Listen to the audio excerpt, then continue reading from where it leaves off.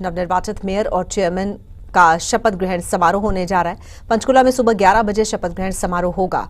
Sector 5 स्थित इंद्रधनुष auditorium में शपथ ग्रहण होगा।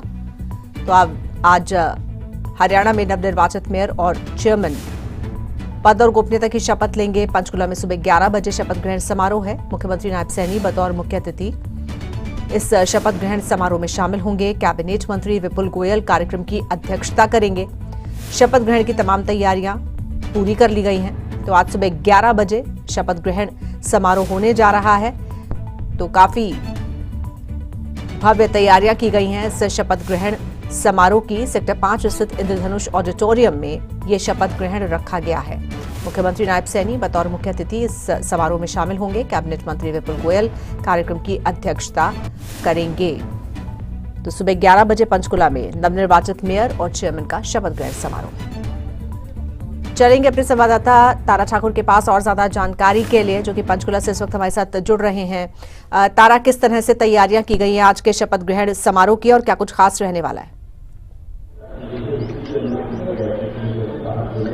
जी बिल्कुल, देखिए हरियाणा में निकाय चुनावों को लेकर जिस प्रकार से लगातार जो है भारतीय जनता पार्टी ने पूरा प्रयास किया और हरियाणा में निकाय चुनावों में एक बड़ी जीत हासिल करने के बाद हरियाणा राज्य में जो है ट्रिपल इंजन की जो सरकार वो बनाने में सफल हुई है भारतीय जनता पार्टी। और जितने भी जो पालिकाओं के जो पार्षद हैं, मेयर हैं और अध्यक्ष चेयरमैन हैं, उनका आज शपथ ग्रहण समारोह आज जो पंचकुला में आयोजित किया गया है। एक भव्य कार्यक्रम यहाँ पर रखा गया है।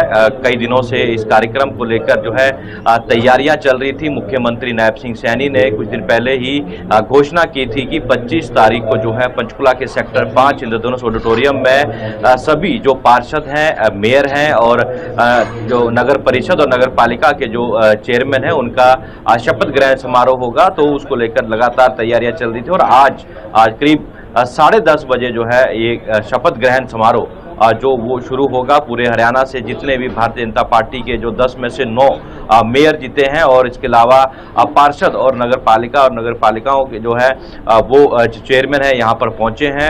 भारी संख्या में लोग यहाँ पर जो है एकत्रित हो रहे हैं और करीब 10:30 बजे मुख्यमंत्री नायब सिंह सैनी की मौजूदगी में सभी जो सदस्य हैं वो शपथ लेंगे। और इस पूरे कार्यक्रम की जो अध्यक्षता है वो कैबिनेट मंत्री विपुल गोयल कर रहे हैं। पूरी देखरेख उनके अंदर है। तो अब जो है ये देखना ये होगा कि जिस प्रकार से लगातार केंद्र में भाजपा सरकार, राज्य में भाजपा सरकार और उसके बाद अब निकाय चुनावों में एक बड़ी जीत हासिल करने के बाद एक बड़ा भव्य कार्यक्रम जो है यहाँ पर रखा गया है। तो सभी को यहाँ पर शपथ ग्रहण समारोह के लिए बुलाया गया है। जी बिल्कुल, कौन दिलवाएगा शपथ तारा, और शपथ ग्रहण कितने बजे है?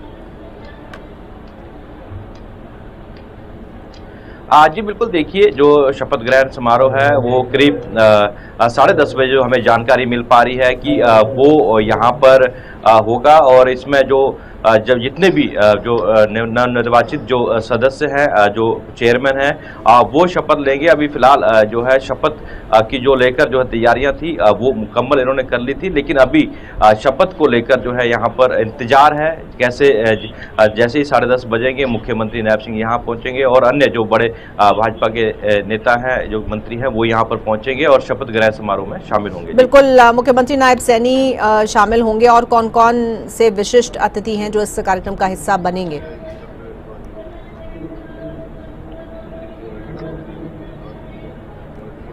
जी बिल्कुल, देखिए इस कार्यक्रम में जो मुख्यमंत्री हैं नायब सिंह सैनी वो मुख्य अतिथि के तौर पर यहाँ पर जो है शिरकत करेंगे। जब सभी जो पार्षद हैं, जो मेयर हैं और चेयरमैन हैं वो शपथ लेंगे तो मुख्यमंत्री यहाँ पर मौजूद रहेंगे। इसके अलावा जो कैबिनेट मंत्री हैं विपुल गोयल वो मौजूद रहेंगे। इसके अलावा कालका विधानसभा से जो विधायक हैं शक्ति रानी शर्मा वो यहाँ पर मौजूद रहेंगे और अन्य जो गणमान्य व्यक्ति हैं, भाजपा नेता हैं, वो यहाँ पर मौजूद रहेंगे। तो एक भव्य और ऐतिहासिक कार्यक्रम जो है बनाने का जो है प्रयास भारतीय जनता पार्टी के द्वारा किया जा रहा है। जी बिल्कुल, ठीक है। फिलहाल आपका शुक्रिया तारा। आगे भी हम आपसे जानकारी लेंगे और तस्वीरें भी आपके माध्यम से हम देखेंगे इस शपथ ग्रहण समारोह की।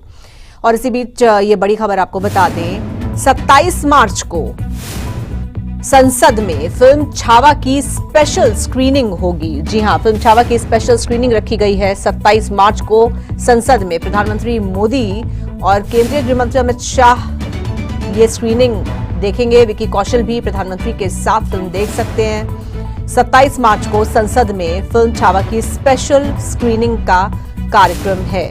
तो प्रधानमंत्री मोदी और अमित शाह फिल्म देखेंगे। तो संसद में ये स्पेशल स्क्रीनिंग होगी फिल्म छावा की। 27 मार्च को ये स्पेशल स्क्रीनिंग रखी गई है।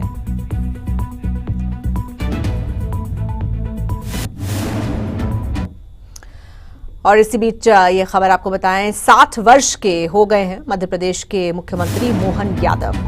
केंद्रीय मंत्री मनोहर लाल ने उनको शुभकामनाएं दी हैं। तो 60 वर्ष के हो गए मध्य प्रदेश के मुख्यमंत्री मोहन यादव और इस अवसर पर केंद्रीय मंत्री मनोहर लाल की तरफ से उनको शुभकामनाएं दी गई हैं। मनोहर लाल ने सोशल मीडिया एक्स पर बधाई पोस्ट शेयर की है। उन्होंने लिखा है कि बाबा महाकाल से आपके यशस्वी जीवन की प्रार्थना करता हूं।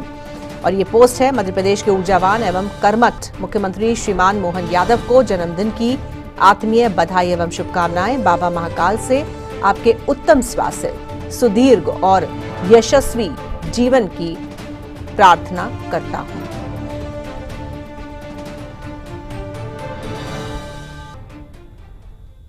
आज शाम 6 बजे हरियाणा कैबिनेट की अहम बैठक होने जा रही है। चंडीगढ़ स्थित हरियाणा सचिवालय में यह बैठक होगी। कैबिनेट की बैठक में कई अहम मुद्दों पर चर्चा होगी। बीजेपी के नए प्रदेश अध्यक्ष के नाम पर मंथन हो सकता है। कई अहम फैसलों पर भी मोहर लग सकती है। तो हरियाणा सचिवालय में आज शाम 6 बजे हरियाणा कैबिनेट की बैठक और इस बैठक में कई महत्वपूर्ण विषयों पर विचार मंथन होगा। शाम 6 बजे ये बैठक है। तो तमाम कैबिनेट के मंत्रियों के साथ मुख्यमंत्री विचार विमर्श करेंगे। कई अहम मसलों पर विचार विमर्श किया जा सकता है और मोहर भी लग सकती है। तो कई महत्वपूर्ण फैसले इस बैठक में लिए जा सकते हैं, जो कि आज शाम 6 बजे हरियाणा सचिवालय में होंगी।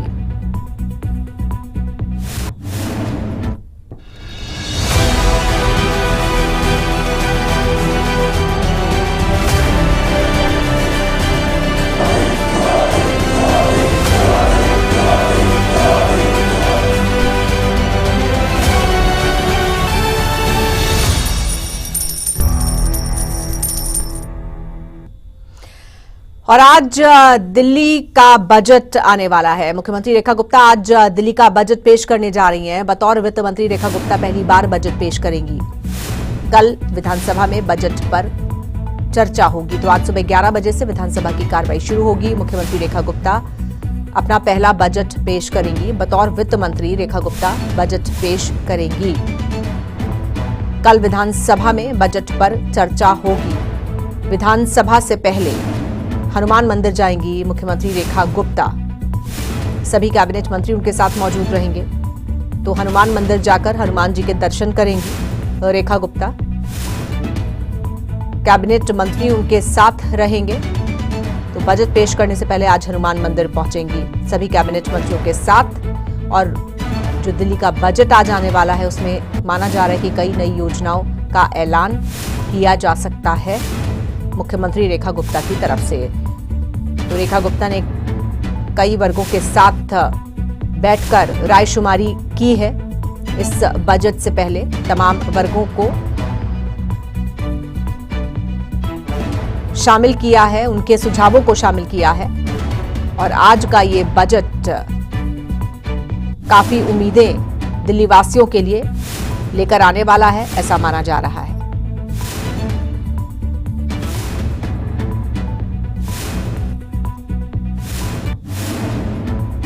तो हाल ही में हरियाणा सरकार ने अपना बजट पेश किया है। बजट में हर विभाग पर भरपूर ध्यान दिया गया है। हरियाणा में कैबिनेट मंत्री अरविंद शर्मा से सूर्य समाचार ने अपने खास शो राज की बात में बातचीत की। कार्यक्रम के दौरान हमारे एसोसिएट एडिटर राज ठाकुर ने उनसे बजट को लेकर, विभाग को लेकर कई सवाल पूछे। देखिए ये खास रिपोर्ट।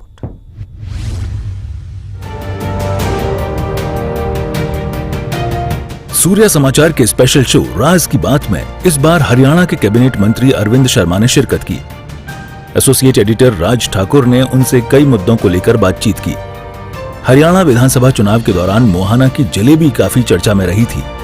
कैबिनेट मंत्री अरविंद शर्मा ने इसे लेकर कांग्रेस सांसद राहुल गांधी पर कटाक्ष किया और कहा कि राहुल गांधी ने हरियाणा में आकर नासमझी में बयान दिया था।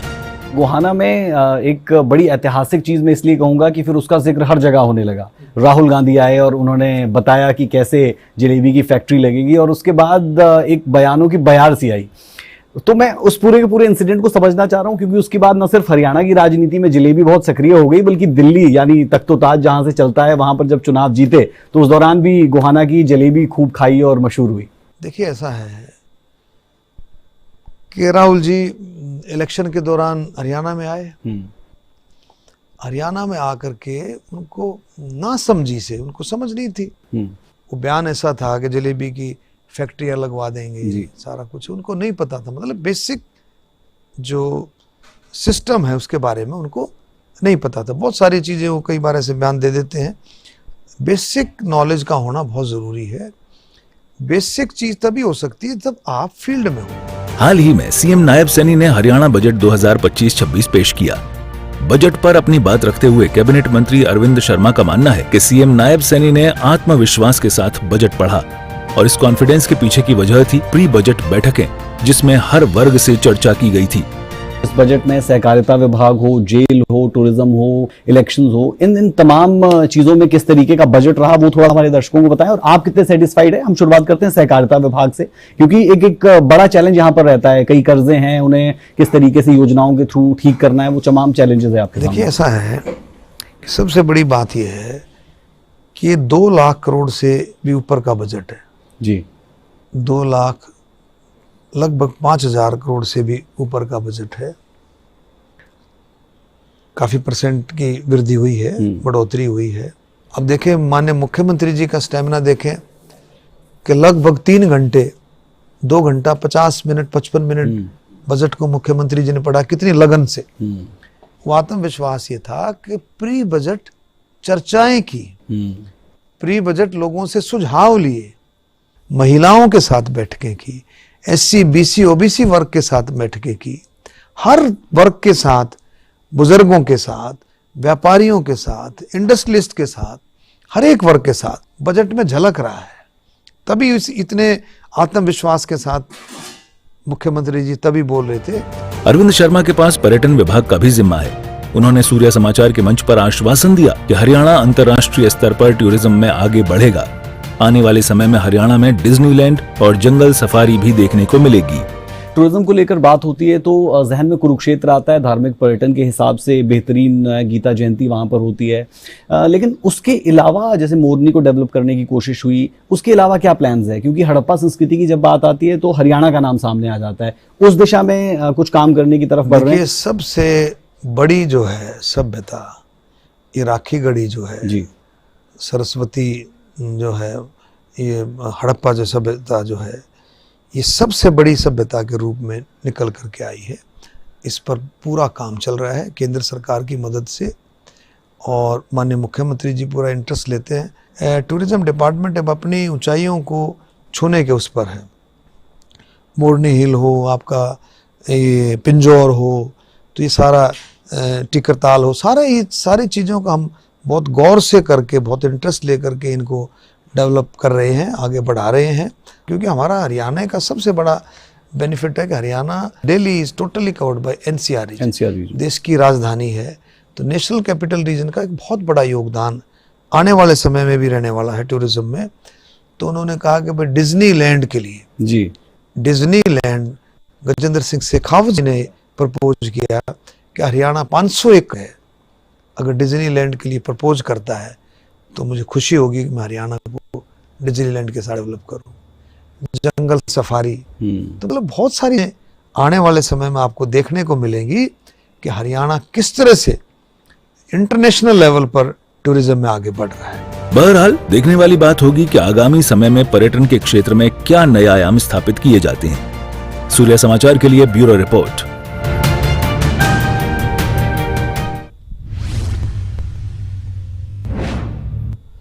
खबर मुंबई से है। मुंबई के धारावी के PMGP कॉलोनी के पास भीषण आग लगने की घटना हुई। नेचर पार्क के पास सिलेंडर से भरे ट्रक में आग लग गई, जिसके चलते उसमें रखे सिलेंडरों में एक के बाद एक विस्फोट होता चला गया। आग ने विकराल रूप ले लिया। अचानक से आग लगने से इलाके में अफरा तफरी का माहौल बन गया। अच्छी बात यह रही कि इस हादसे में कोई जनहानि नहीं हुई है। फायर ब्रिगेड की टीम ने कड़ी मशक्कत के बाद इस आग को काबू करने में सफलता पाई। तो मुंबई के धारावी में यह भीषण आग लगने की घटना हुई, जहां पर नेचर पार्क के पास सिलेंडर से भरे ट्रक तक ये आग पहुंची और जबरदस्त तरीके से विस्फोट होते चले गए। अभी जो घटना हुई है घड़ी है, उसमें एक जो कार है उसमें आग लगी ऐसे सुना, और उसके बाजू में जो एलपीजी, अभी मुझे पता चला कि एलपीजी सिलेंडर का एक बड़ा ट्रक था, उसमें भी आग लगी और उसमें बहुत सारे सिलेंडर थे, लगभग 30 से 35 सिलेंडर थे और उसका स्फोट हो गया। और उसके वजह से आजू बाजू की भी जो गाड़ियां है वो भी चल चुकी है और इसके लिए बहुत सारे आपने देखा होगा यहाँ फायर इंजन आया है, वो सब निकालने का काम चालू है। और जो यहाँ नो पार्किंग जोन है वहाँ पार्क करने की वजह से ये सब हुआ है, ऐसे हमको लगता है। उस वक्त तो मैं घर पे था, 10 बजे रहे थे, 10:02 हुआ। बहुत तेज आवाज आई बिल्डिंग में, आधे पौने किलोमीटर दूर जहाँ मैं रहता हूँ बिल्डिंग में, आकाश टावर में, वहाँ इतनी तेज आवाज आई, मैं भी डर गया, बच्चा भी डर गया और भयानक आवाज थी इतनी। बोला ये आवाज तो कोई नॉर्मल फटाके की आवाज नहीं हो सकती है। जब विंडो से बाहर देखा तो मेरी विंडो से पूरा दिख रहा था, मैंने वीडियो भी बनाया हूँ उसका। ऐसी भयानक आगे आग की लपटें ऊपर आसमान तक छू रही थी और भयानक आवाज आ रही थी, इतनी तेज आवाज गूंज रही थी, बार बार एक के बाद एक आवाजें आती गई। हर 2-5 मिनट में एक आवाज आ रही थी ब्लास्ट की। जब यहाँ नजदीक आया, घर से नीचे उतर के आया तो देखा तो यहाँ गाड़ी जो खड़ी रहती है अवैध तरीके से, HP भारत की यहाँ पे रोडों पे खड़ी रहती भरे बाटले की गाड़ियाँ, ट्रक बड़ी, उसमें कई कम 50 से 100 बाटले रहेंगे भरे हुए और हालत को काबू कर लिया गया। किसी का जान माल का नुकसान नहीं हुआ है। वजह है कि जो पार्किंग में आज गाड़ी खड़ी थी HP की भारत की भरी हुई, वो नेचर्स पार्क है जो यहाँ पे उसके बगल में खड़ी थी। अगर इस तरफ खड़ी होती रोड के इस तरफ अपोजिट में तो ये PMG कॉलोनी में काफी बड़ा हादसा हो सकता था। बहुत बड़ा हादसा होते होते टल गया है। खबर पलवल से है। पलवल के त्रिलोक गांव में एक युवक की गोली मारकर हत्या कर दी गई। बाइक सवार 2 बदमाशों ने युवक को गोली मारी। शव को कब्जे में लेकर मामले की जांच में पुलिस जुट गई है। तो पलवल के त्रिलोक गांव में एक शख्स की हत्या कर दी गई। गोली मारकर इस शख्स को मौत के घाट उतार दिया गया। बाइक सवार 2 बदमाशों ने युवक को गोली मारी। पुलिस ने शव को कब्जे में ले लिया है और मामले की तहकीकात की जा रही है। पलवल के त्रिलोक गांव में एक शख्स को गोली मारी गई है। गोली मारकर इस शख्स को मौत के घाट उतार दिया गया। 2 बदमाशों ने, जो कि बाइक पर सवार होकर आए थे, इस शख्स पर गोलियां चलाईं, जिससे उसकी मौत हो गई। पुलिस मामले की छानबीन कर रही है।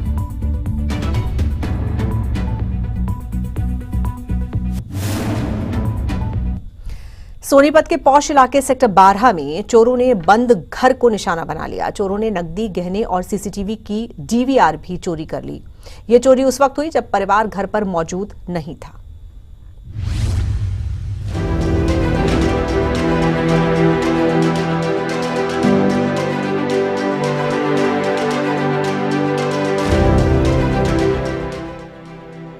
सोनीपत के सेक्टर 12 स्थित एक बंद पड़े घर को चोरों ने निशाना बनाया। यहां 22 मार्च को नीरज चौधरी अपने घर पर ताला लगाकर दिल्ली अपनी बहन गई थी और रात करीब 2:30 बजे चोरों ने उसके घर में घुसकर चोरी की घटना को अंजाम दिया। महिला ने जब अपने मोबाइल फोन पर घर के CCTV की लाइव फीड देखी तो मुख्य दरवाजा खुला हुआ नजर आया, जिससे उसे शक हुआ। वो तुरंत दिल्ली से वापस लौट आई। घर पहुंचने पर महिला ने देखा कि घर के 3 सेफ्टी लॉक टूटे हुए हैं और घर का सामान पूरा बिखरा पड़ा है। महिला ने घर के अंदर जाकर देखा तो 1 लाख से ज्यादा नकदी, सोने की चेन, 2 कानों की बालियां, 2 अंगूठियां और आर्टिफिशियल गहनों के साथ साथ CCTV की DVR भी लेकर चोर फरार हो गए। इसके बाद इस पूरे मामले में पुलिस को सूचना दी गई। नीरज चौधरी ने शिकायत दी कि वह 22 तारीख को दिन में दिल्ली गई थी। अगले दिन 23 तारीख को दोपहर उसने घर आकर देखा तो किसी नाम पता ना मालूम व्यक्ति ने उसके घर का ताला तोड़कर तकरीबन 1 लाख रुपए वह ज्वेलरी चोरी कर ली है। शिकायत पर पुलिस ने मामला दर्ज कर छानबीन शुरू कर दी। सीसीटीवी फुटेज में दो युवक चेहरे पर कपड़ा बांधे हुए दिखाई दे रहे हैं। पहले वो घर के बाहर दिखे, फिर एक वाहन के आते ही ग्रीन बेल्ट में लेटते नजर आए। उसके बाद वो घर में घुसकर चोरी की वारदात को अंजाम देते हैं। पुलिस ने इस मामले की जांच भी शुरू कर दी। वहीं सेक्टर 27 थाना पुलिस के अनुसार शिकायत के आधार पर चोरी का मुकदमा दर्ज किया गया है और पुलिस टीम मामले की गहनता से जांच कर रही है। सोनीपत से सूर्या समाचार के लिए सन्नी मलिक की रिपोर्ट।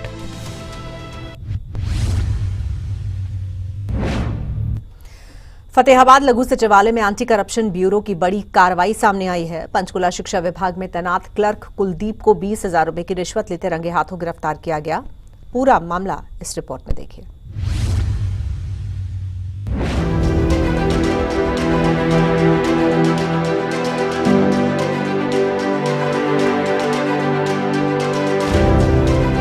एंटी करप्शन ब्यूरो की टीम ने फतेहाबाद कोर्ट परिसर में एक बड़ी कार्रवाई को अंजाम दिया। पंचकुला शिक्षा विभाग में तैनात क्लर्क कुलदीप को 20,000 रुपए की रिश्वत लेते हुए रंगे हाथों गिरफ्तार कर लिया गया। आरोपी ने शिकायतकर्ता के दिवंगत पिता के स्थान पर मिलने वाली नौकरी के लिए कोर्ट केस में मदद के नाम पर 1,60,000 रुपए की रिश्वत की मांग की थी। जानकारी के मुताबिक फतेहाबाद के गांव चिंदड़ निवासी कालूराम के पिता बाल सिंह चिंदल स्कूल में सेवादार के पद पर कार्यरत थे। उनकी मृत्यु के बाद कालूराम ने एक्स ग्रेशिया नीति के तहत नौकरी का दावा कोर्ट के माध्यम से पेश किया था।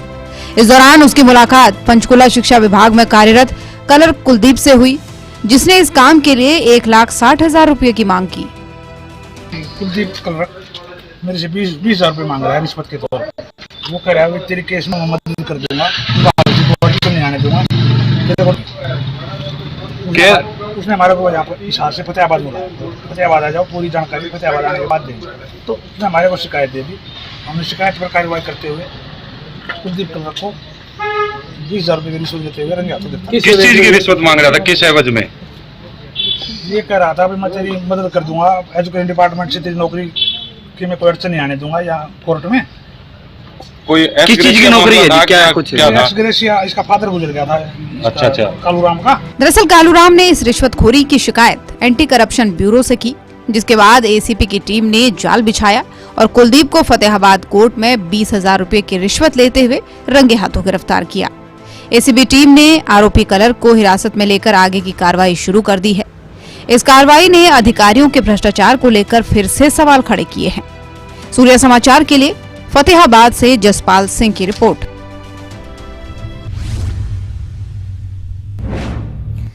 और इसी बीच ये खबर आपको बताएं, यूपी के मुरादाबाद में पुलिस और बदमाशों के बीच मुठभेड़ हुई है। मुठभेड़ के दौरान 2 बदमाशों को गिरफ्तार कर लिया गया। एक बदमाश के पैर में गोली लगी है। आरोपियों के पास से तमंचा और कारतूस बरामद हुए हैं। तो मुठभेड़ हुई है यूपी के मुरादाबाद में पुलिस और बदमाशों के बीच। इसमें 2 बदमाश गिरफ्तार कर लिए गए हैं। एक बदमाश के पैर में गोली लगी। इन बदमाशों के पास से तमंचा और कारतूस बरामद किया गया है।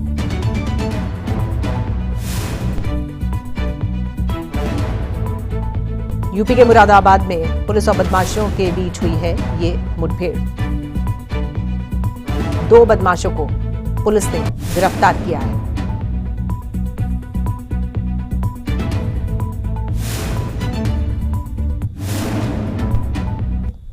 और इसी के साथ इस बुलेटिन में इतना ही। वक्त एक ब्रेक का हो गया है। आप बने रहिए सूर्या समाचार के साथ। नमस्कार।